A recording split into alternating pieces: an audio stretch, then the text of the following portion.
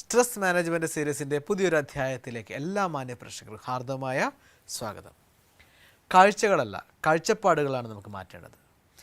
കാഴ്ചകൾ നമുക്ക് മാറ്റാൻ സാധിക്കില്ല, എന്നാൽ കാഴ്ചപ്പാടുകൾ തീർച്ചയായും നമുക്ക് മാറ്റാൻ സാധിക്കും. നമ്മുടെ സ്ട്രെസ് നമ്മുടെ കാഴ്ചപ്പാടിൽ അഥവാ ആറ്റിറ്റ്യൂഡിൽ എന്തെല്ലാം പ്രഭാവങ്ങളാണ് ഉണ്ടാക്കുന്നത് എന്നതിനെക്കുറിച്ചാണ് ഈ എപ്പിസോഡിൽ നമ്മൾ ചർച്ച ചെയ്യുന്നത്. ഈ ചർച്ചയിൽ എന്നത്തെയും പോലെ നമ്മുടെ കൈപിടിച്ച് നടത്താൻ ഷീബ സിസ്റ്റർ നമ്മോടൊപ്പം തന്നെയുണ്ട്.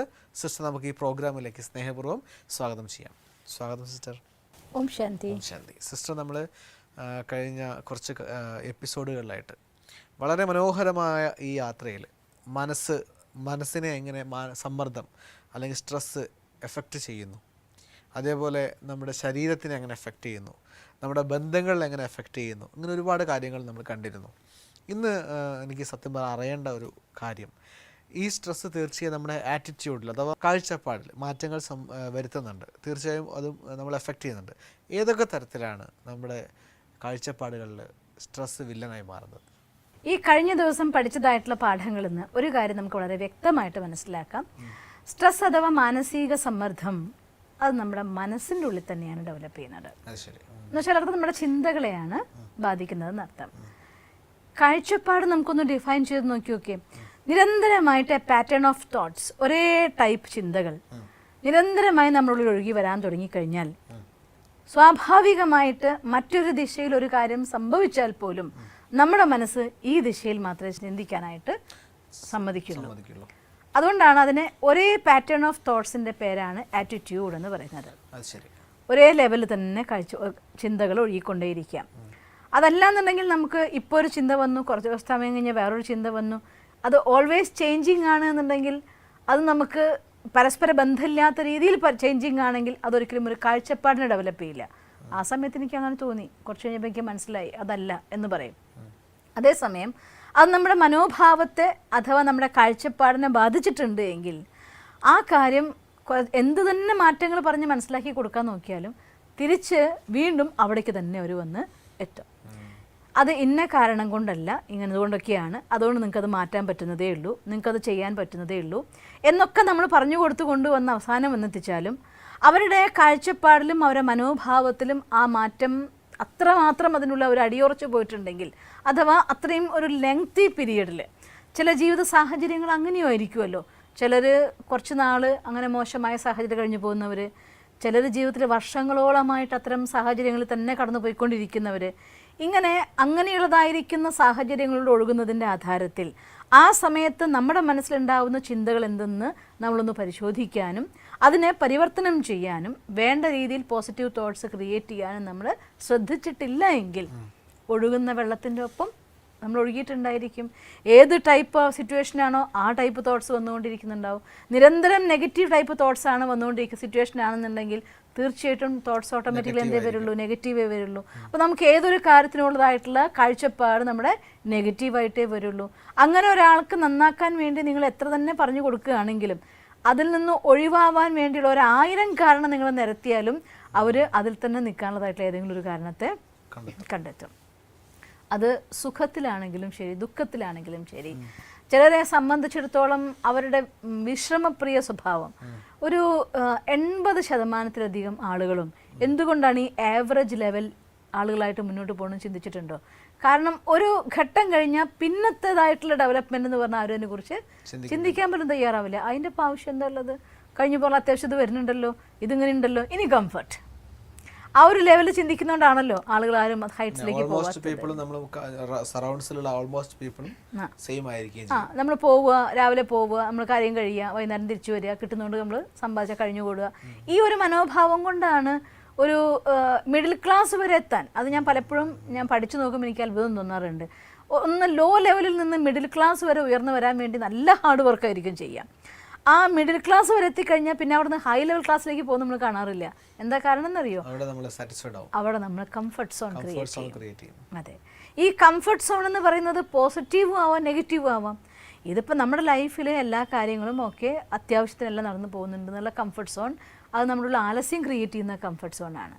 അതേസമയം എൻ്റെ ഉള്ളിൽ സാഹചര്യങ്ങൾ കൊണ്ട് നെഗറ്റീവ്ലി ഞാൻ വിമർശിക്കപ്പെടുന്ന സാഹചര്യത്തിലോ അല്ലെങ്കിൽ എന്ത് ചെയ്തു കൊടുത്താലും നമുക്കൊരു പോസിറ്റീവായിട്ടൊരു അംഗീകാരം കിട്ടാത്ത സാഹചര്യത്തിലോ അല്ലെങ്കിൽ നിങ്ങൾ എന്ത് ചെയ്താലും അതൊക്കെ നിങ്ങളുടെ കടമയാണ്, കർത്തവ്യമാണ്, അങ്ങനെയുണ്ടല്ലോ ആളുകൾ. നമ്മൾ ചെയ്തു കൊടുക്കുമ്പോൾ നിങ്ങളുടെ കടമയല്ല നിങ്ങൾ ചെയ്യുന്നത്, നിങ്ങളുടെ കർത്തവ്യമല്ല നിങ്ങൾ ചെയ്യുന്നത് എന്നൊക്കെ പറഞ്ഞുകൊണ്ട് അതിനെ മാറ്റി വെച്ച് അതിന് മൂല്യം കൽപ്പിക്കാത്ത ആളുടെ ഇടയിൽ ഇങ്ങനെയുള്ളതായിരിക്കുന്ന സാഹചര്യങ്ങളിലൂടെ നിരന്തരമായി കടന്നു പോകുമ്പോൾ അവരതിന് അവനവൻ്റെ തോട്ട്സിനെ മാറ്റാനും അവനവൻ്റെ ഡെവലപ്മെൻറ്റിനും വേണ്ടി പ്രത്യേകം ഒരു എഫേർട്ട് എടുത്തിട്ടില്ല എങ്കിൽ, ഞാൻ അണ്ടർലൈൻ ചെയ്യാണ്. കാരണം ഇത്തരം സാഹചര്യങ്ങൾ കടന്നു പോയ ശേഷം വളരെ ഹൈറ്റ്സിൽ പോകുന്ന ആൾക്കാരെ ഞാൻ കാണലുണ്ട്. കാരണം അങ്ങനെ ഒരു സാഹചര്യത്തിൽ കുരുങ്ങി പോകുമ്പോൾ അവർ സ്വയം തിരിച്ചറിയും ഞാൻ ഇങ്ങനൊരു സിറ്റുവേഷനിലൂടെ പോവുകയാണ്, so I have to change, ഇതെന്നെ ബാധിക്കാതിരിക്കണം, അതിനുവേണ്ടി പഠിക്കണം, അതിനുവേണ്ടി എഫേർട്ട് എടുക്കണം, അതിനുവേണ്ടി ഡെവലപ്മെൻറ്റ് കൊണ്ടുവരണം. അങ്ങനെ ശ്രമിച്ച ആളുകൾ കുറച്ച് ഘട്ടം കഴിയുമ്പോഴേക്കും അവിടുന്ന് ചാടി ഹൈറ്റ്സിലേക്ക് പോയി കഴിഞ്ഞിട്ടുണ്ടായിരിക്കും. അതല്ലാതെ ഇപ്പം എന്ത് ചെയ്യാൻ പറ്റും, നമ്മുടെ ആൾക്കാരൊക്കെ ഇങ്ങനെ ആയിപ്പോയി, എനിക്ക് എന്ത് ചെയ്യാൻ പറ്റും, അധികമുള്ള ഉത്തരം അങ്ങനെയല്ലേ, എന്താ ചെയ്യാൻ, എൻ്റെ ഫാമിലി ഇങ്ങനെയാണ്, എനിക്ക് പിന്നെ എന്ത് ചെയ്യാൻ പറ്റും, ഇങ്ങനെ എനിക്കെന്ത് ചെയ്യാൻ പറ്റും, എനിക്കെന്ത് ചെയ്യാൻ പറ്റും എന്ന വിചാരത്തോടെ മുന്നോട്ട് പോകുന്നവർ സ്ഥിരമായിട്ട് ആ ഒരു പ്രവാഹത്തിലൂടെ പോവാം എന്നല്ലാതെ അവിടെ നിന്ന് മാറാനായിട്ട് ശ്രമിക്കില്ല. അതിൻ്റെ പരിണത ഫലം എന്താ സംഭവിക്കുക, നമ്മുടെ മനസ്സിൻ്റെ ഉള്ളിൽ കണ്ടിന്യൂസ് ആയിട്ടുള്ള ഫ്ലോ നെഗറ്റീവ് അല്ലെങ്കിൽ വേസ്റ്റ് ആയിട്ട് മാറുകയാണ്. അപ്പം അങ്ങനെ ഒരു മനോഭാവം നമ്മുടെ ഉള്ളിൽ വന്നാൽ ഈവൻ ദോ പോസിറ്റീവായിരിക്കുന്ന ഒരുപാട് കാര്യങ്ങൾ ജീവിതത്തിൽ വരാനുള്ള സാഹചര്യങ്ങൾ ഉണ്ടായിരിക്കും. പക്ഷേ ആ കാര്യത്തിന് ഒരു നല്ല കാര്യം എനിക്ക് വരുന്നുണ്ട് എന്ന് മനസ്സിലാക്കിക്കൊണ്ട് അതിന് നേടാനുള്ളതായിരിക്കുന്ന ഒരു എഫേർട്ട് എടുക്കാൻ പോലും ഇവരെ കൊണ്ട് സാധിക്കില്ല. എല്ലാത്തിനും നെഗറ്റീവായി കാണാൻ മാത്രമേ സാധിക്കുള്ളൂ. എന്ന് വെച്ചാൽ അർത്ഥം ഒരു റിയാക്റ്റീവ് പേഴ്സണാലിറ്റി ആയിട്ട് മാറും എന്ന് നമുക്ക് വേണമെങ്കിൽ പറയാം. ചെറിയൊരു കാര്യമാണെങ്കിൽ പോലും എന്നെ കൊണ്ടൊന്നും പറ്റില്ല, എന്തൊരു കാര്യം പറഞ്ഞാൽ അതെനിക്ക് പറ്റില്ല എന്ന് ആദ്യത്തെ അവരെ ആൻസർ ഉണ്ടായിരിക്കുക റിയാക്റ്റീവായി, അത് പറ്റില്ല.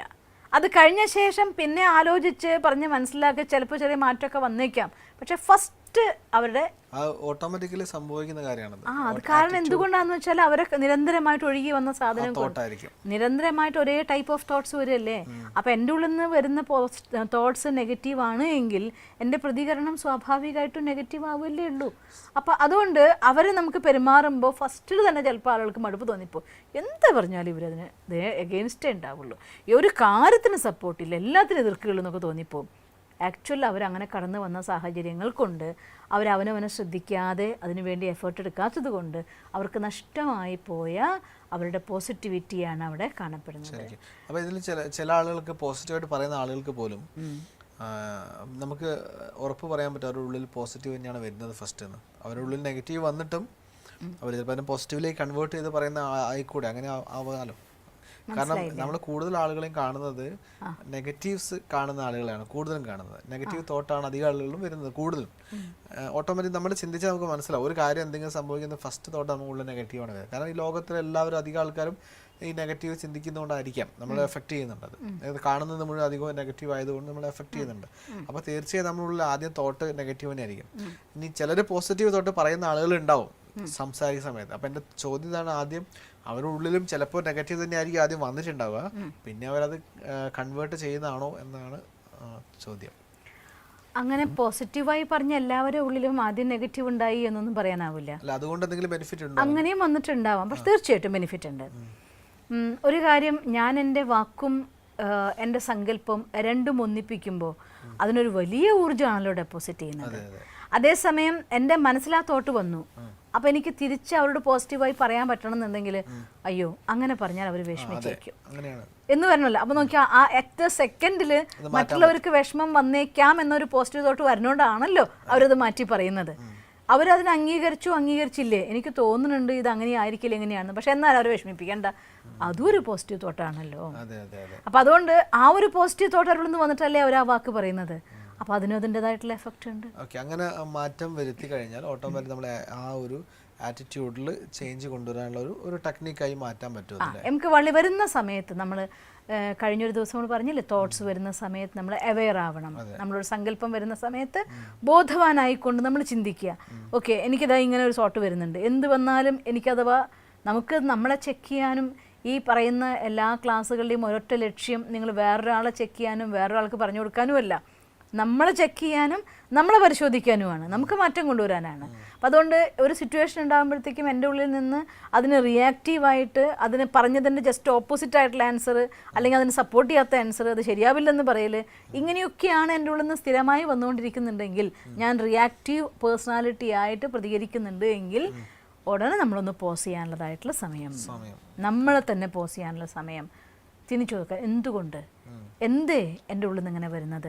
അപ്പോൾ തീർച്ചയായിട്ടും എൻ്റെ ഉള്ളിനുള്ളിൽ എവിടെയെങ്കിലുമൊക്കെ അങ്ങനെ സ്വയം നമ്മൾ പരിശോധിച്ചാൽ നമുക്ക് കാണാം ഒരുപക്ഷെ നമ്മളെ വേദനിപ്പിക്കുന്ന എന്തെങ്കിലും ഫാക്ടർ, അതല്ലാന്നുണ്ടെങ്കിൽ നമുക്ക് നടക്കാതെ പോയ മോഹം, അതിൻ്റെ മോഹഭംഗത്തിൻ്റെ ഫാക്ടർ, അതല്ലെങ്കിൽ നിങ്ങൾക്ക് വേണ്ടതായിട്ടുള്ള പ്രോപ്പറായിട്ടുള്ള റൂട്ട് എന്തെന്ന് കണ്ടെത്താൻ പറ്റാത്തതിൻ്റെ ഫാക്ടർ, ഞാൻ എങ്ങനെ മുന്നോട്ട് പോകണം എന്നെനിക്ക് ക്ലാരിറ്റി ഇല്ലാതാവുമ്പോൾ ഉണ്ടാകുന്ന ഒരു മൂടൽ മഞ്ഞിലകപ്പെട്ടതായിട്ടൊരു വ്യക്തിയെ എല്ലായിടത്തും പോയിട്ട് തപ്പിക്കളിക്കല്ലേ ചെയ്യുക. ഇങ്ങനെയുള്ളതായിരിക്കുന്ന ലൈഫിലെ ഏതെങ്കിലും ഒരു ഫാക്ടർ നമ്മുടെ ഉള്ളിൻ്റെ ഉള്ളിൽ ഇങ്ങനെ നമ്മളെ കുത്തിക്കൊണ്ടേയിരിക്കുന്നുണ്ടായിരിക്കും.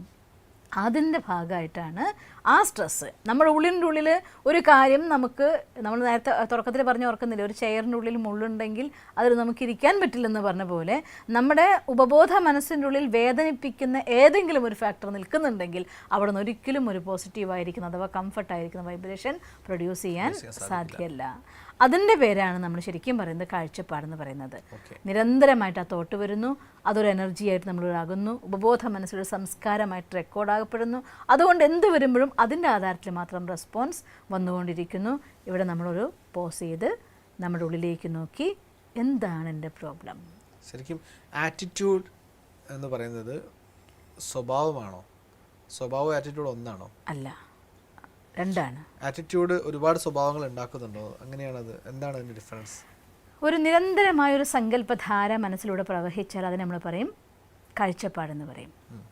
സ്വഭാവം എന്ന് പറയുന്നത് ആ കാര്യം നമ്മുടെ കർമ്മത്തിൽ കൊണ്ടുവന്ന് കഴിയുമ്പോൾ, അങ്ങനെ ഒരു കാര്യം ഒരു വട്ടം കർമ്മത്തിൽ വന്നുള്ള സ്വഭാവം നമ്മൾ പറയാറില്ല, അത് തെറ്റുപറ്റിപ്പോയി എന്ന് പറയും.